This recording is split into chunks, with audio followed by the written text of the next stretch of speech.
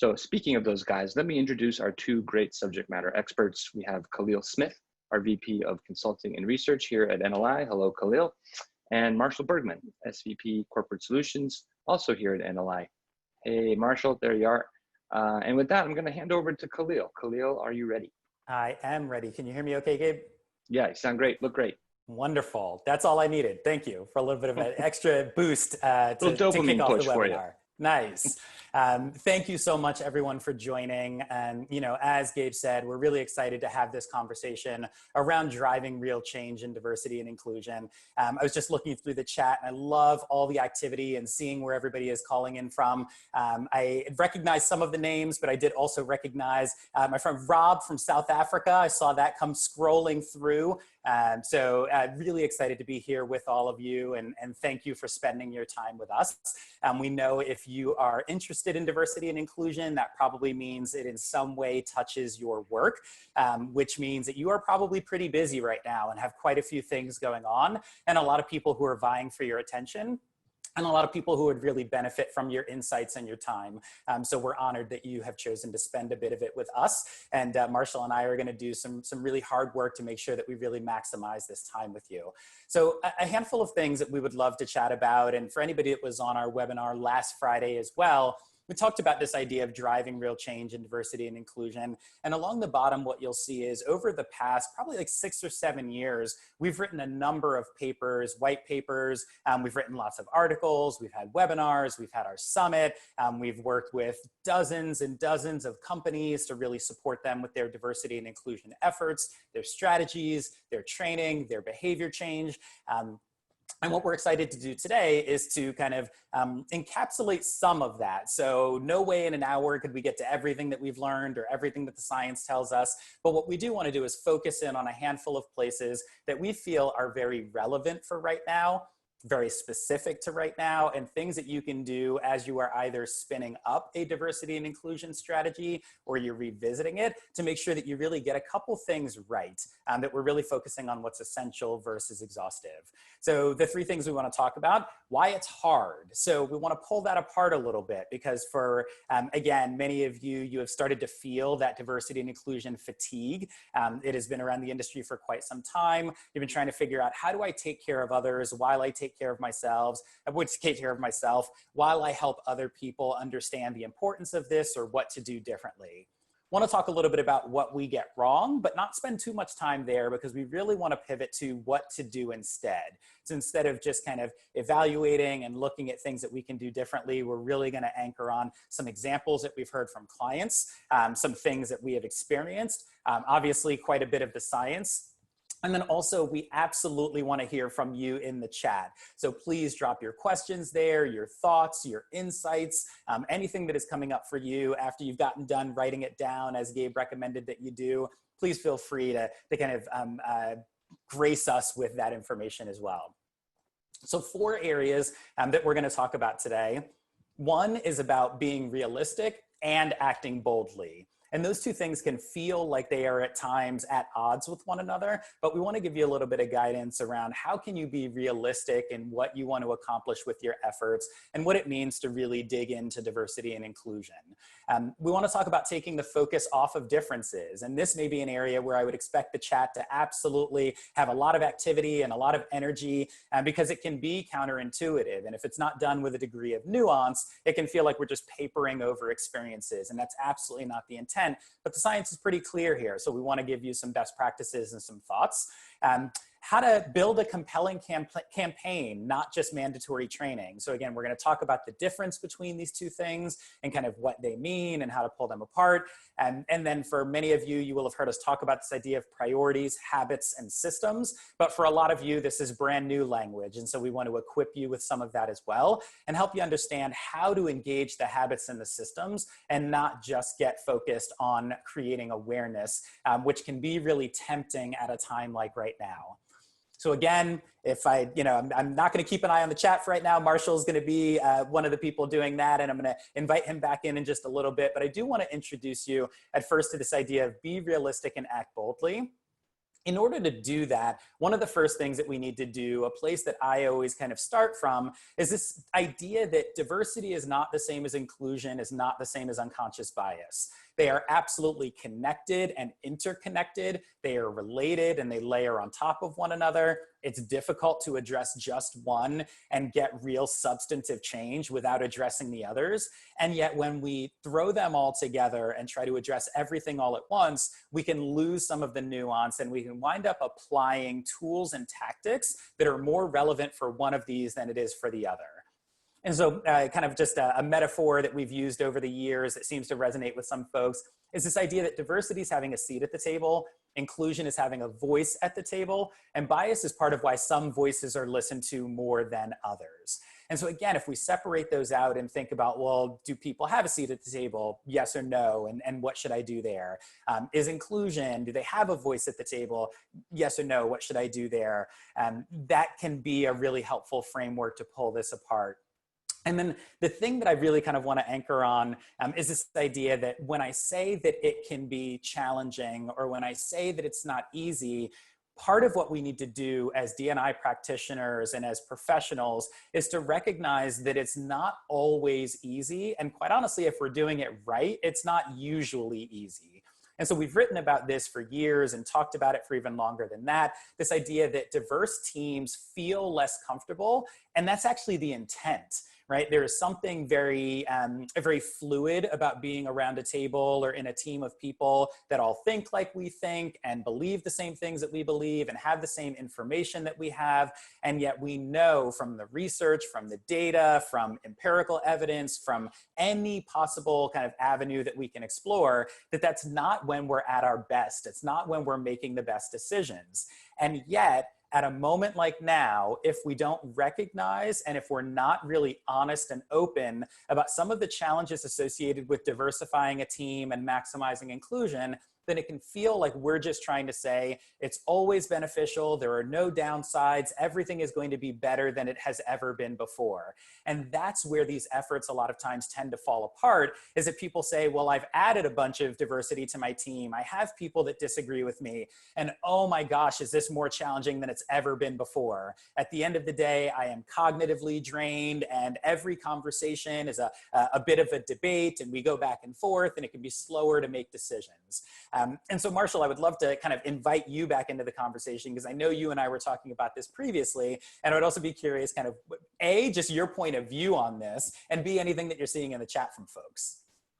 Yeah, thanks, Khalil, and hello, everyone. As I mentioned before, Marshall Bergman, Senior Vice President, Corporate Solutions. So my team is the team that is working with many of you and many of our clients to help really define long-term D&I strategic partnerships with NLI, as well as provide training solutions and behavior change solutions that address some of the most critical challenges that impact diversity and inclusion in organizations. And I feel like this is always one of the most interesting topics, because one of the things that we all want our training initiatives to do is make people feel better, right? We want to do things that make people feel more together. We want to address the pain that we're all feeling right now. As Khalil mentioned, if you really want to address that pain, it may actually hurt a little bit more. And so, Khalil, there's a really interesting comment from Lisa, and I think that this might be related to what she wrote in the chat right at the beginning. She says, she's a 58-year-old white woman. I take many walks in our public park. I just ordered a Black Lives Matter t-shirt that I wear proudly. I hope this would be viewed as support. Can you please confirm? And to me, I think this is a really interesting question, because you know what? I hope it is, but if it isn't, that's okay too. So maybe, Khalil, you want to take that away a little bit and just sort of show how, like, you know, it may be, you know, it should be, but who knows? And that's okay. Yeah, and this is where I think, to your point, that tension will come in, right? And we've written a little bit about this idea of allyship and what it takes to be a really strong ally, and how you can kind of, you know, follow through beyond the initial efforts and really get to the behavior change. But Lisa, what I would say is, from the people that I've spoken with, it's welcome. You know, absolutely, people are excited about the partnership, the allyship. They're excited about the action and the relationships and the connection. And I think that, you know, we'll talk about this a little bit as it relates to kind of taking some of the focus off of differences.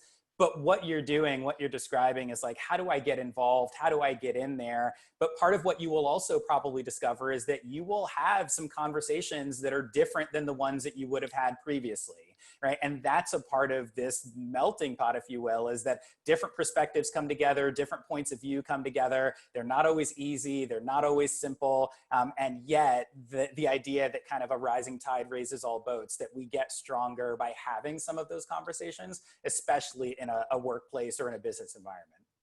And I'll just add to that too, Khalil. Thanks so much. And I would say, if you're walking around the park and everyone's just giving you a high five, you might want to try it in a different park, because maybe then you're going to have a little bit more of an impact, right? So I think what we found when we're doing these initiatives with our clients is, when they walk out of a training program, if they feel really great, then it may not have been effective. I give that same message to our team.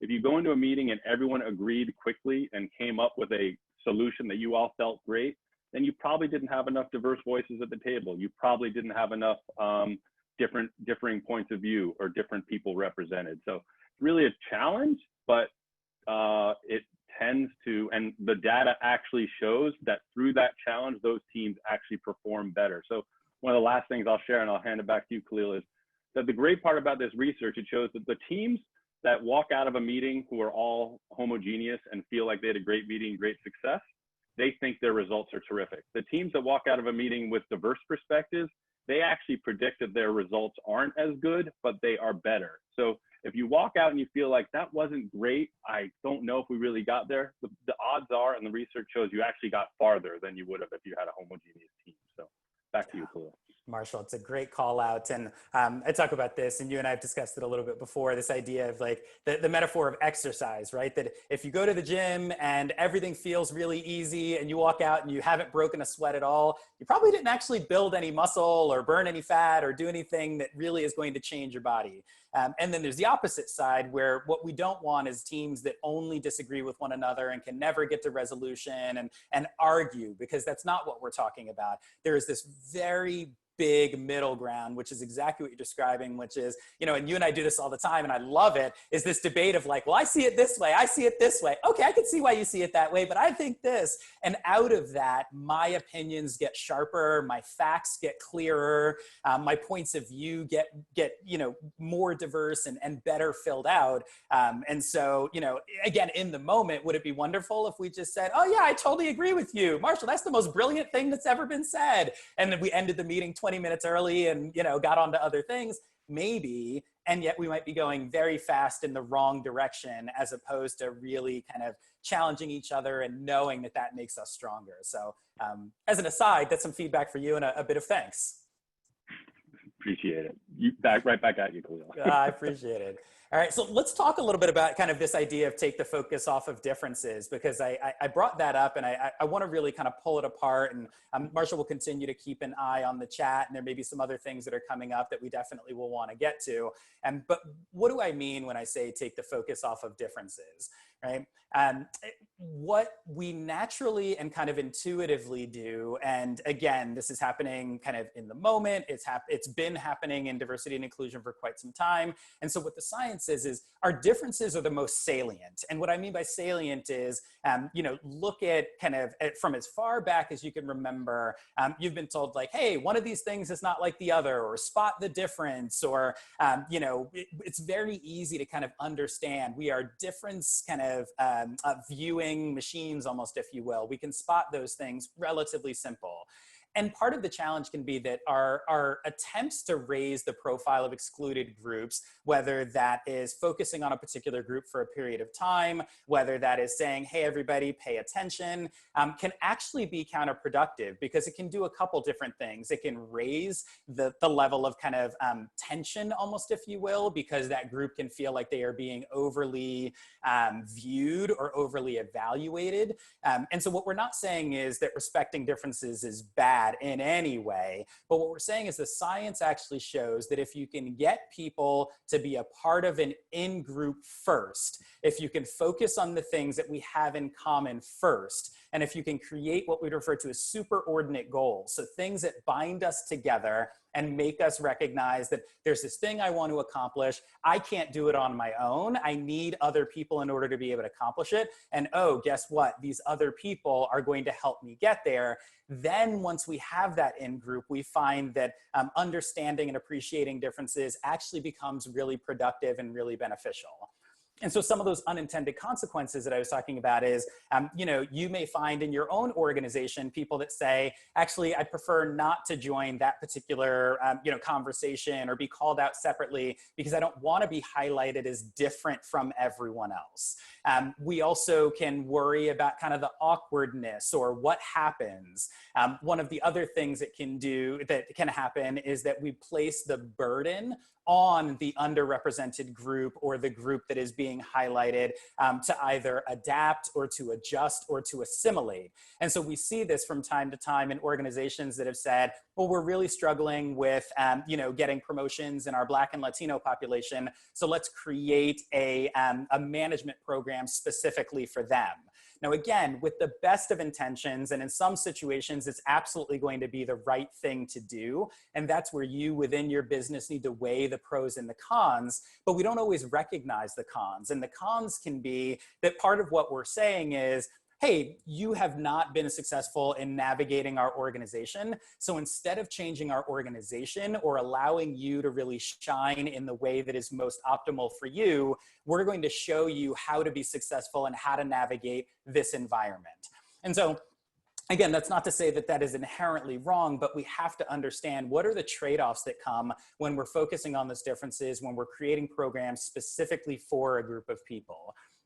There's also lots of kind of work around things like reverse discrimination or the resentment that can come along with that. And we've seen that from time to time in organizations that we've consulted with or partnered with, where an effort has created a backlash in such a way, and the organization has been surprised by that backlash. And so there may be, again, some things that you say, we know this is coming, we believe it's the right thing to do, here's how we're going to message it, here's how we're going to support it. And yet when there is a lack of awareness around some of the challenges that a difference focus can create, that is where organizations can be caught off guard. And so I'm going to pause there for a moment. And Marshall, I am assuming that there may have been some comments coming up in the chat, but also, you in a lot of ways speak for kind of the voice of our clients and the voice of people who are interested in partnering with us and have either done it already or have struggled with it. What are you hearing? What are you experiencing? And what would you add about this conversation around difference focus? Yeah, so it's a little bit counterintuitive, right? So a lot of our clients come to us and they're frankly very proud, and they should be very proud of the different initiatives that they've created with special interest groups, groups of African-American workers or women or trans communities. And they've done a lot of work to create safe places where people can celebrate their differences. And so while there is a ton of value in that, what they're always challenged with, how do they keep that, the value and the greatness of that, plus also create these coordinated common values and goals amongst the organization to bring everyone together. And it's a challenge for them. So one of the things that we've always talked about is, what do you do first? And one of the questions came up here, Khalil, which is, what do I do first, diversity or inclusion, right? And so, if you think about that particular question with the different groups. So maybe you could talk a little bit about that. Like, what is it a chicken before the egg? Are they both? I know we have a sort of a standard answer, but maybe you could talk a little bit about that. Yeah, I'll definitely talk about that. And for the folks that on our side that are managing the chat, there was a Forbes blog that I put out probably 2 months ago or something along those lines, answering this exact question. Or I think the title was like, which should I do, D&I or I&D? And the answer, and what we've seen from a lot of our clients and what has really been beneficial for them, is a little bit, to that point, kind of counterintuitive. But the way that we've structured it is to start with growth mindset. So many of you on the line will be familiar with growth mindset, the work from Carol Dweck out of Stanford. It's been around for quite some time. We've done a lot of that work with companies like Microsoft and others, and you've seen it, kind of come up over and over again. And the reason that we recommend starting with growth mindset, depending on the organization, is that if you feel like you're hearing anything along the lines of, this is just the way it is, you can't teach an old dog new tricks, you're never going to be able to change, enter person's name here. Then what you're dealing with is you have to almost, in a really positive way, break through that exterior, right? I've almost referred to it as kind of priming a wall before you paint it. So if you just try and come in and launch some type of inclusion behavior change or diversity and unconscious bias training to people that are saying like, I don't understand what this is all about. I don't know why we're doing this. It's not, we're never going to change. Then unfortunately, you're not going to get the behavior change that you want. But if you can organize and structure your way from growth mindset, and then our normal recommendation is growth mindset to inclusion to diversity, because if you can prime your environment, if you can kind of till your soil and put in the right nutrients, get people behaving inclusively, then it becomes easier to attract and retain diverse talent. Because we've said for a long time, diversity without inclusion is a revolving door of talent. And we know, and we're seeing this in the popular press right now, that organizations that have not gotten it right are being called out, right? And the lines between what happens inside of an organization and what happens outside of an organization have never been more transparent, where Glassdoor or Ladders or Twitter or Facebook or any other thing you can imagine, if you're not doing the hard work to change your culture, but you're actively trying to bring in talent that you wouldn't otherwise be able to get, when you lose them, you are losing them and their network and everyone that they wind up communicating with. And so growth mindset to inclusion to diversity or to unconscious bias without kind of extenuating circumstances tends to be the approach we would take. Wonderful. And then Khalil, this is something that I know I've come to you with. So the question came from LinkedIn Live, and it was said, how do you balance this science with a call to amplify marginal voices, right? So, I think that you and I have said, like, we've been in the diversity and inclusion business, and we've got, I think the most impactful, groundbreaking research around how to mitigate unconscious bias in the industry. I'm super proud of our work. I think it's amazing. It's had incredible impact on many organizations, but there's still a problem, right? That problem still exists. So how do those of us who are practitioners who believe in the science, we know we're doing the right thing, still address the outcry right now that's so justified that things still aren't better and we're hurting?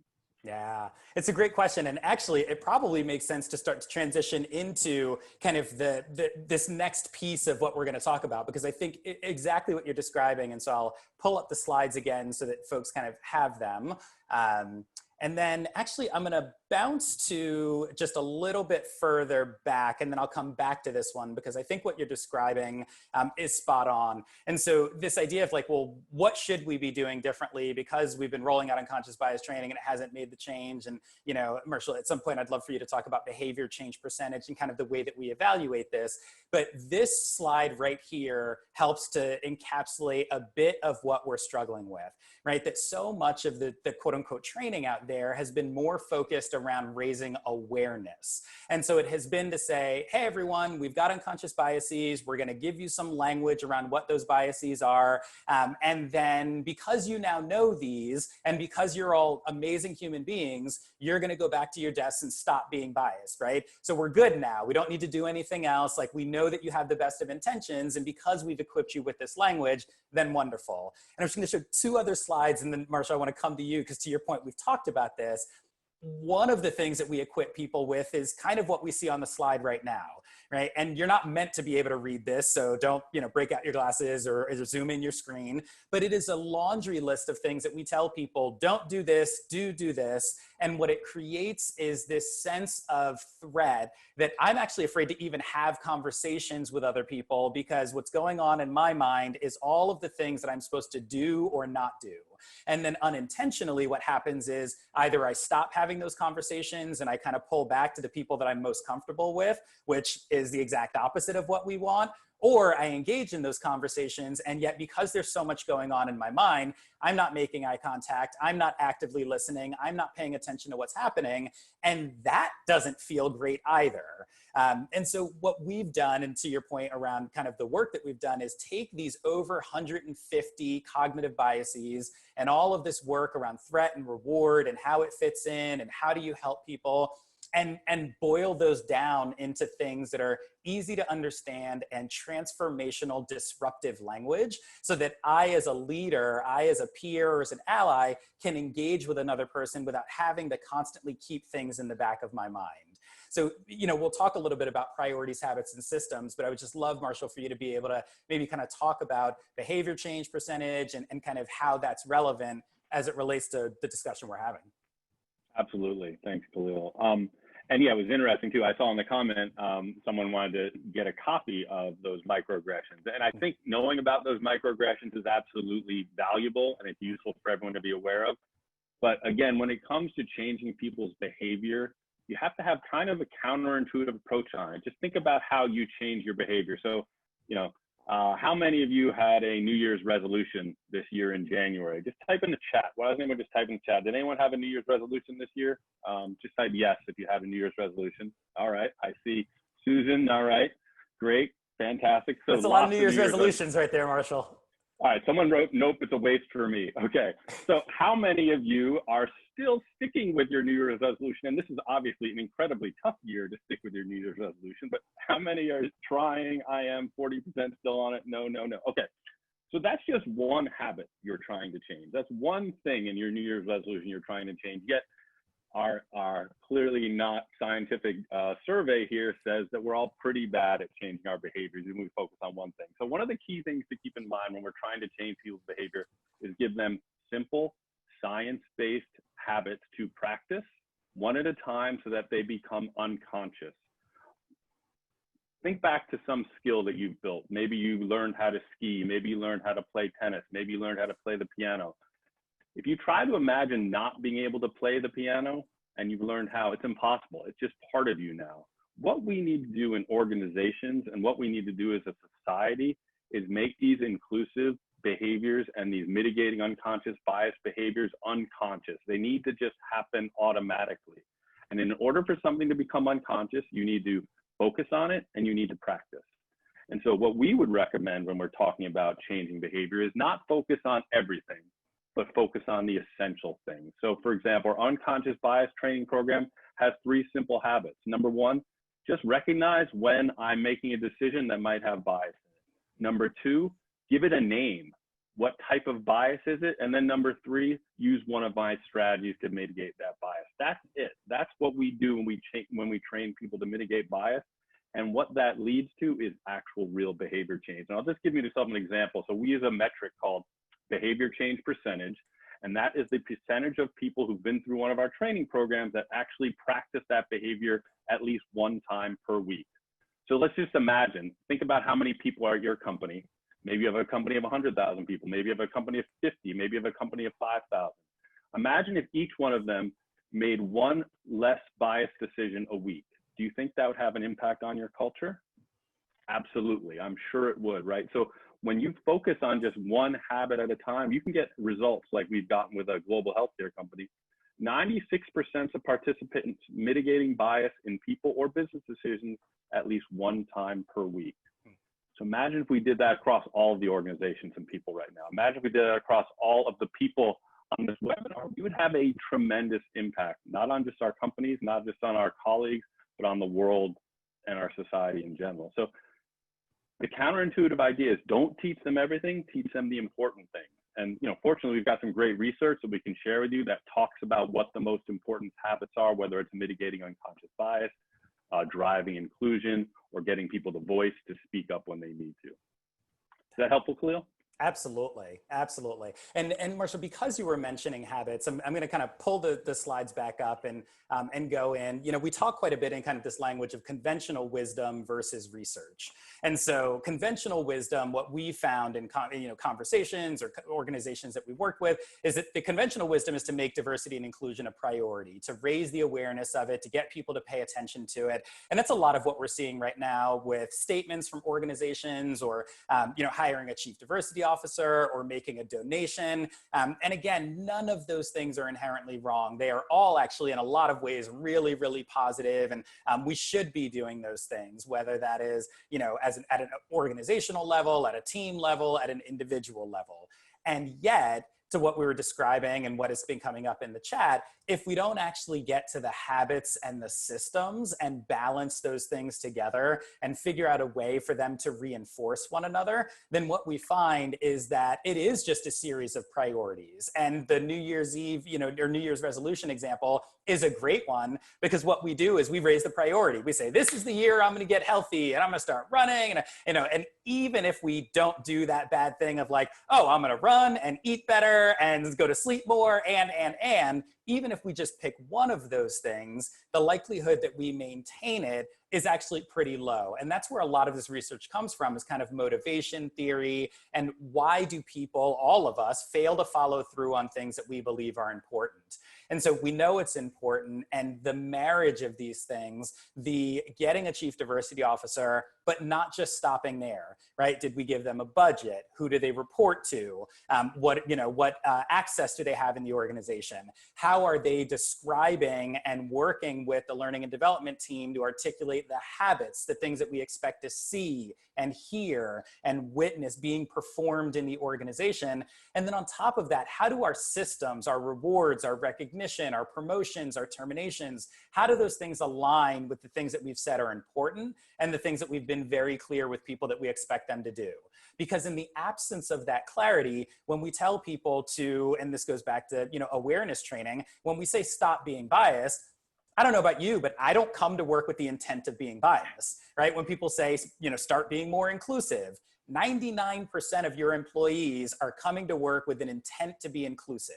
And so until we're clear around, Marshall, what you were describing, which are what are those habits that we expect to see people do differently, what we get when we say be more inclusive is we get more people on every email, because inclusion means adding more people, right? Or we get 30 people on every Zoom call versus 20 people because, if I'm supposed to be inclusive, that means I should add more people.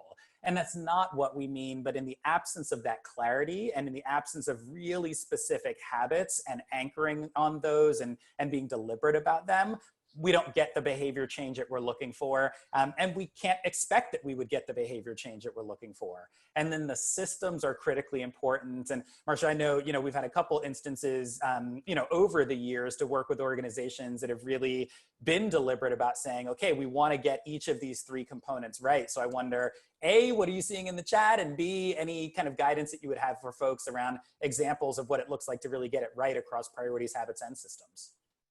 Yeah, I did just want to highlight, because you talked about it before, but I want to make sure it wasn't lost. Someone had just typed in, I think Daniel, had asked the question, like, how do you convince people that, if they think that they can't change, how do you get them to change? Like, giving them a diversity and inclusion message is not going to do that, but giving them a message about growth mindset to show that we all can change, that we all have the ability to change, will then be that fertile field for diversity and inclusion after the fact. So that's one of the things that Khalil mentioned before, so I just wanted to highlight that as well. In terms of priorities, habits, and systems, this is an incredibly powerful framework just for you to think about making changes in your organization, because I think, different organizations are different, but some organizations have a tendency to be really good at making announcements and making things a priority. Like, they have really good communications teams, they're really good leaders that go out and they do town halls and they get people really aware of things. And a lot of time and money is invested in that, but it doesn't actually, the science shows it doesn't actually lead to behavior change. You can only keep a certain amount of things as a priority in your mind, and just look at how many different things have happened in our environment over the last 3 months. It's very hard to juggle those and keep those front and center. So priorities don't do a lot. A lot of organizations also tend to focus on systems. It's very not easy, but there are lots of companies, consultancies out there that can say, hey, if you just let us come in and we'll fix your hiring process, you can have much better diverse candidates and a much better slate of potential people for executive roles. That's a system thing that helps as well. But the piece that people tend to not focus on, because it has to do with human beings, and human beings are really complicated, hard people to understand. That's why we've been studying the brain for 21 years and we're still scratching the surface on it, is getting people to behave differently. And habits are the way to get people to behave differently. There's a whole host of research out there, not written by NLI, that talks about the power of habits. How you create habits, I'm frankly less interested in. There's a lot of good ways to create habits, but what we do know is that habits can be created one habit at a time in social settings. and keep it simple. And leadership does make a difference with these as well. So having those three things together, making things important for people and keeping it important, giving them some simple things to do, and then giving them systems to reinforce are incredibly powerful. And I'll just give an example of we have a client, a very large telecom company, that as part of a merger process has a memorandum of understanding where they have to meet certain community diversity numbers. They have to have representation of the different communities they serve. So it's a government mandated plan. But when they came to us, they used that framework to help create their response to the federal government. And so they said, how are we going to communicate this to our internal folks and our stakeholders? The priorities. What are the habits? What are the behaviors we're going to practice and embed in our organizational culture to make sure this is long lasting? And what are the investments we're going to be making in systems in order to ensure that even when people aren't perfect, we catch it and we do the right thing? And so it's a really great framework for you to think about long-term systemic change, because I think right now the tendency is going to be like, let's go out there, let's make a big announcement, let's do the right thing, but priorities change. Other things are going to come up, and we want to make sure that we've got those habits and systems in place to make sure that it continues. Yeah. And Marshall, one of the things you said that I just had to jot down and kind of come back to, because I think it's so kind of spot on, is that you can put systems in place without doing some of the work around habits or priority. And yet what we find is that when you do that, and not all the time, but a lot of times people will work around the system. And I'll give you an example of that, right? You know, we change our hiring process and we say, hey, everyone, these are the questions you're going to use because we recognize that, you know, unintentionally we've been going lighter on certain candidates, or we look at their resumes, we do whatever. If we don't explain why that's important and help people have shared language and an awareness around how their biases are impacting their decision-making as it relates to hiring, I know a lot, and I still think I'm a good judge of character. And I'm not. I'm a good judge of character with how similar people are to me. And so if you give me this list of questions that we have to be consistent around, because on the backside, we know that it will help to mitigate bias, but we don't explain it, we don't help people to understand it, I'm just going to say, sure, sure, and then go off and do what I was doing before. Not because I'm a bad person, but because I don't understand the why. And so just changing the system without helping people understand how that fits into a larger narrative, how that's coherent with the rest of our business, is not effective. And in a lot of ways, it just feels like, you know, the kind of corporate office off in their ivory tower doesn't understand what it's like to actually be on the ground. And this is just another example of them being removed from everything that we do. And so much of what we do is work with organizations to say, how do you message this? How do you get people on board? How do you help them realize that this is going to be beneficial for them, as opposed to just imposing a new mandate and saying, do it or move on? Fantastic. Thanks for adding that in. And then someone asked a quick question, then we can go on to the next piece, Khalil, which is what time frame do we need to look at when there are a few behaviors to change, say 3? That's a great question. So, you know, NLI loves things in 3s. We always have 3 habits for our programs. 3 is really like a number that your brain can keep. You can keep 3 kind of different ideas in your prefrontal cortex at the same time and still work and do other things. So 3 is a great number. And we actually have data that you can change habits within 30 days. So you can do a sprint, 1 habit per week over a course of 30 days, with then kind of a habit activation lab where people then have the ability to continue to practice those habits. So within 30 days, you can get people to actually be practicing and activating those habits, not unconscious yet. What the real science says is it really depends on how much time and attention people are able to focus on that. But you can certainly roll out a set of 3 habits that will make a significant difference in your organization and see immediate impact within 30 days. Yeah, that is spot on. And Marshall, to your point, I think it's probably a solid time to transition into kind of the one other piece that we wanted to talk about, which is, you know, build a compelling campaign, not just awareness training. So I'll kind of pull this one up again so that we can take a look at it. But a bit of what you were describing and kind of where this really comes from, you were talking about the prefrontal cortex, and what you see here in this, you know, visualization is a schema is a way that the brain kind of packages information.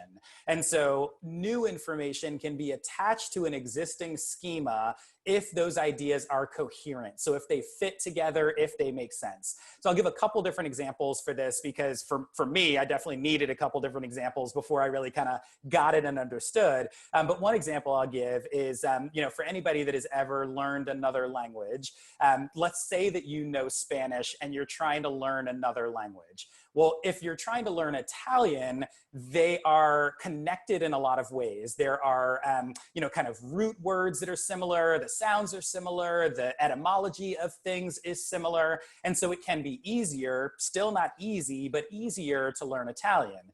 Now contrast that with Japanese, which is still a beautiful language, and yet they don't have a lot of overlap between things. And so if you're trying to learn Spanish and Japanese, there's not a lot of kind of connectivity between those where you can just draft off of things that you already know.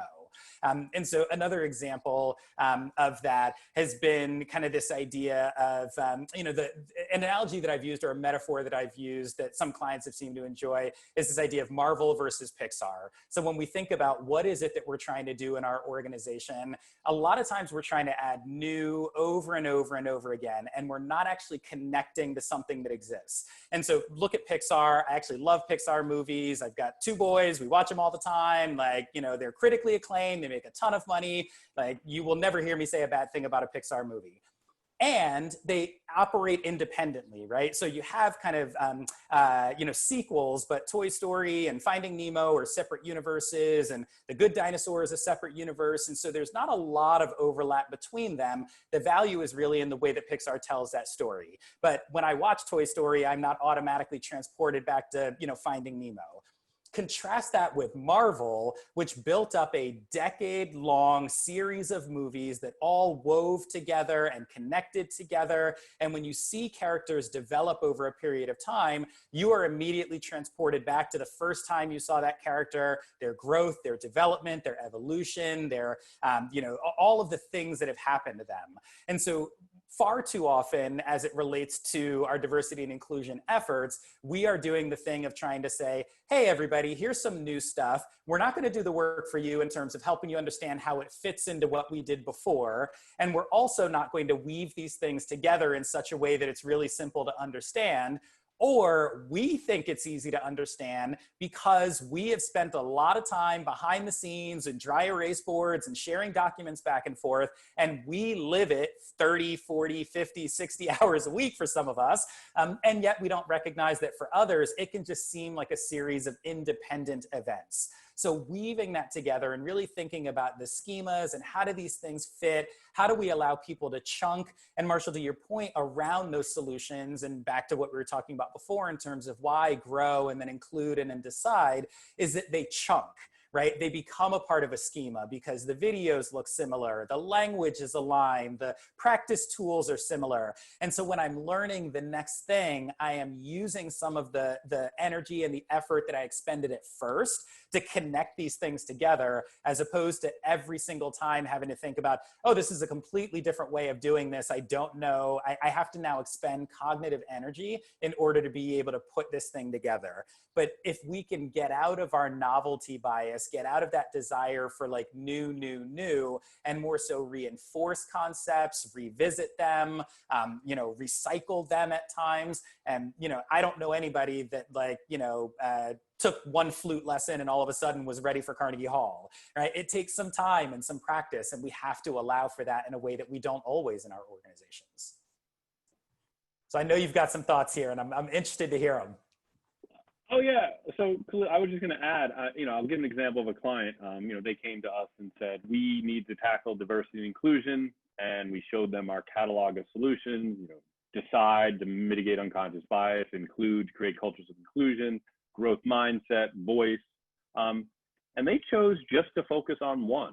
They decided that for their organization, mitigating unconscious bias was going to be the most important thing. And it was a decision based on the type of organization they were. So this was a global biopharma company that made really big decisions around large investments in different drug development.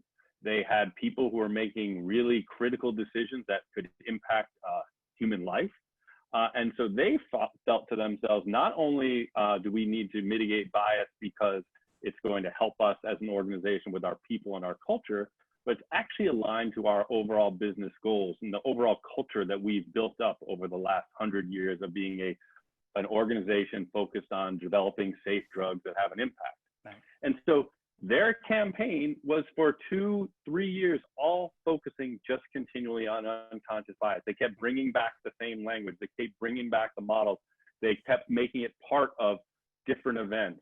And it became a part of their culture. So as part of that, there's a model called SEEDS, which is what we use to give people a simple way to understand different types of bias. That became, it was on posters on the walls in places that had nothing to do with diversity and inclusion, but it became part of their daily language, so that after a meeting, they could say, hey, Khalil, I think you were showing some similarity bias with that particular candidate. Maybe we could think about a way to avoid that in the future. Not only giving us a language to discuss something that's really hard to discuss, but a way to do it in an unthreatening way where we can actually have a productive conversation. So I think the key thing that organizations need to be thinking about is like, where are you right now? What do you have in your culture that's really good that you can build on? And how can we connect what we know we need to do to that? Because that's going to have such a bigger impact than just bringing in something and saying, we need to change it all right now. Yeah. We're doing all new things. People's brains, to use a term that, people's brains literally explode. They can't handle that level of information and they don't know what to do with it. And what do you do when you get information you don't know what to do with? I know what I do with those emails. I put them away. And I don't look at them. I focus on the things that immediately I can deal with. Yep. Good to know. Yeah. Thank you. Yeah, now you know my secret, Khalil. Exactly. Yeah, that's awesome. And, so, we've got a little bit of time. Would love to, any other questions that are popping up, but I just kind of want to bring this slide back up to kind of re-anchor us in what we were describing. So we've talked a bit today around be realistic and act boldly, right? This idea that this is not easy. It's not a moment in time.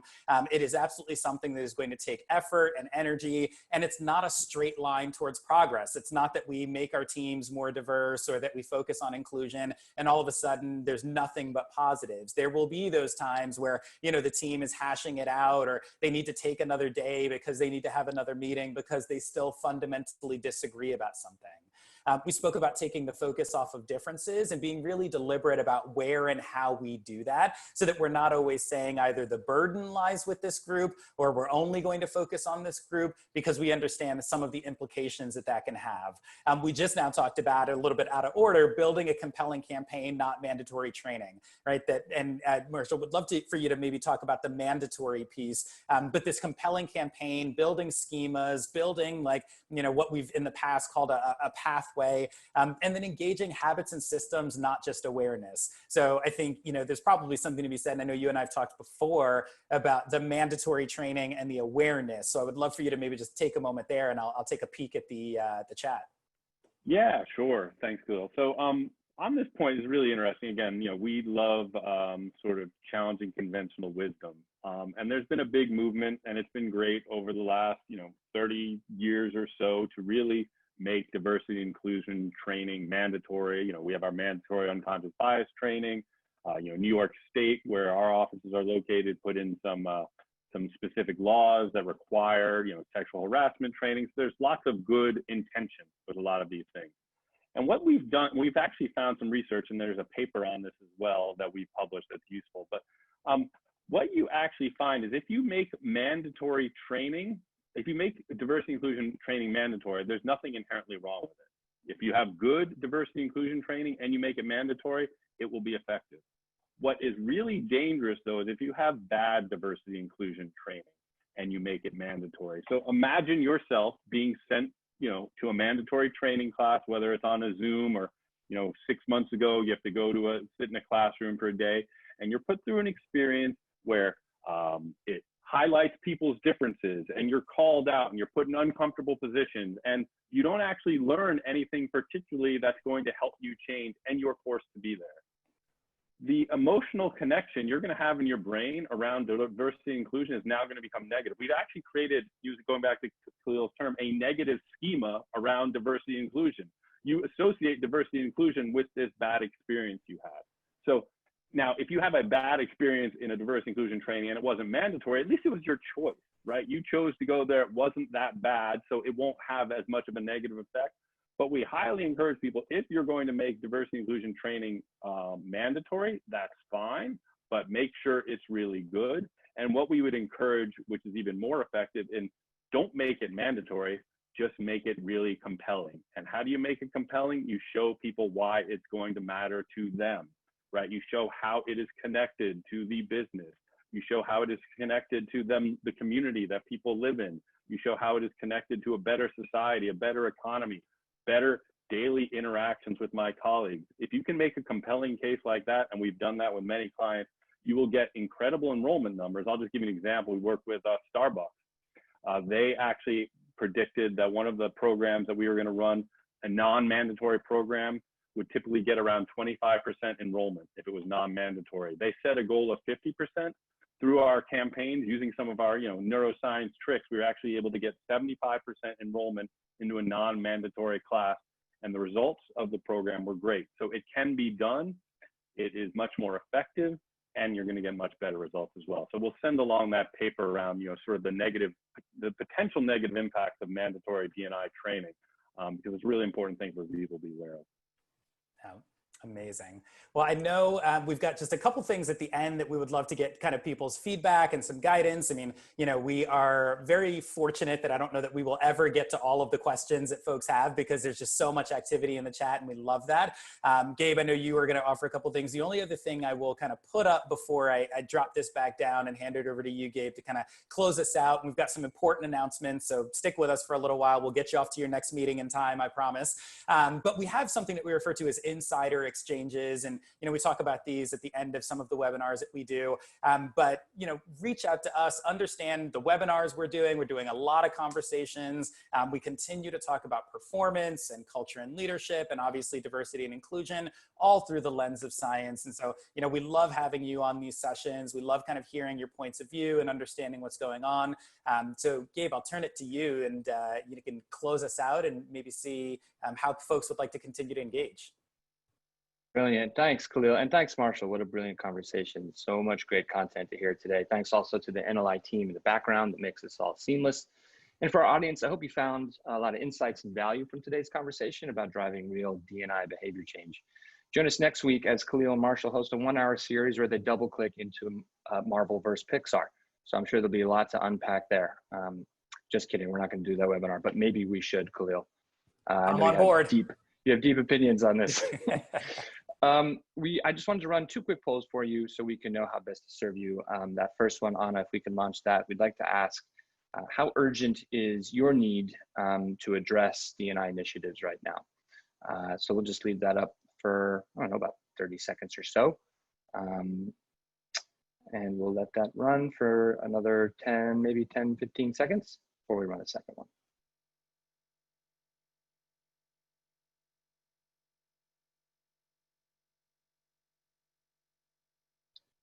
Great. And Anna, I think we can close that one down and start the second one. Thank you.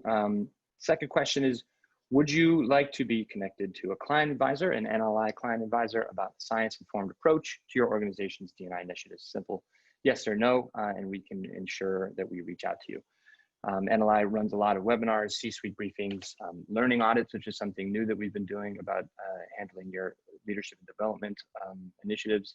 We do a lot of behavior change, learning solutions, and consulting options to help your organization. So we can leave that one running for a minute. And just to address the audience out there, thank you all for attending, bringing your insights to light, both on Zoom and LinkedIn Live. We really get a lot out of your feedback. We'd also really love to see how the conversation that sort of organically unfolds as our presentation unfolds. So thanks for that.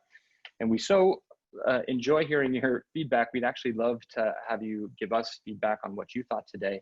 So if you'd be willing, there's a survey link that should be coming through in the chat. Mary Grace should be sharing that on LinkedIn Live, and Anna should be sharing it in Zoom. Again, that should be about a minute.